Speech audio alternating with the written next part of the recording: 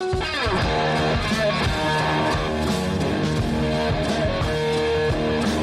of the most revered cars the world has ever seen, the Mercedes-Benz 300 SL Gullwing. So now we're going to try and kill two birthdays with one stone. All the music you hear in this film has been made with a Stratocaster, and unsurprisingly, not much of it is German. See if you can spot the one track that is. So, while the Americans were creating a music legend, the Germans, mercifully, were concentrating on cars. Only 1,400 SLs were built, and today they fetch over £200,000 a piece. Now, why is that? Why do car lovers crawl across broken glass to get one? Well, one reason might be that it has pedigree. This car re-established Mercedes as the king of road racers, as this softly spoken gentleman explains. Mercedes 300 SL ist die neueste Konstruktion der Daimler-Benz-Werke.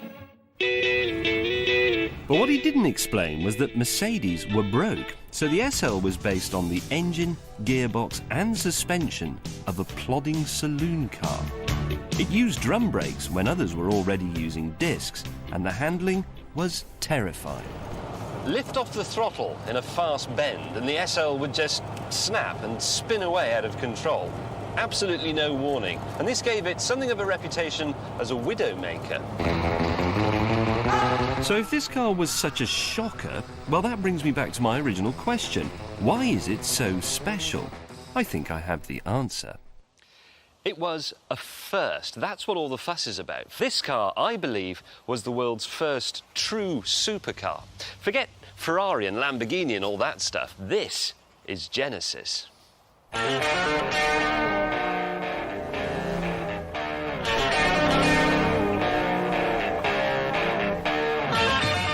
Here comes my argument. First, performance.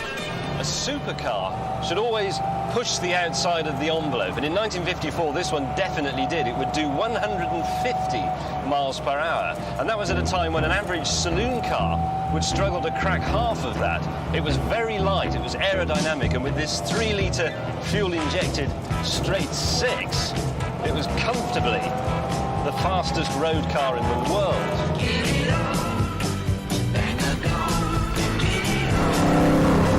The other requirement of a supercar is a truly terrifying price tag.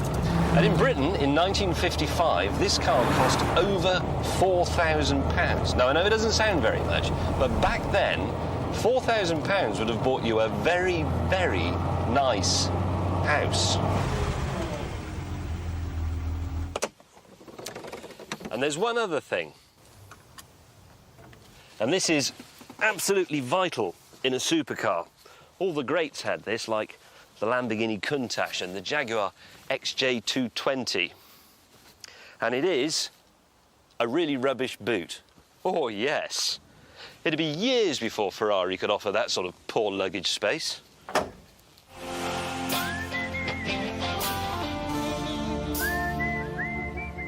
But above all, a true supercar should look like nothing else on Earth. Now, because of the way it was built, the door sills on the SL were very high, and yet the roof was very low. This meant there wasn't much room for the doors. The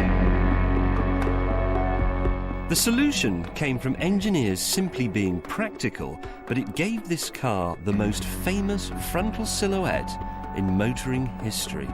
Even today, in the most modern hypercars, you can see the DNA of the SL lingering on. The Gullwing looked outrageous. It cost a heartbreaking amount of money. It had a very poor boot, and in its time, nothing on the planet, at any rate, could get even close to it.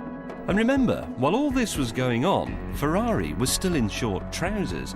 Lamborghini badges were still on tractors. The supercar. You saw it here first.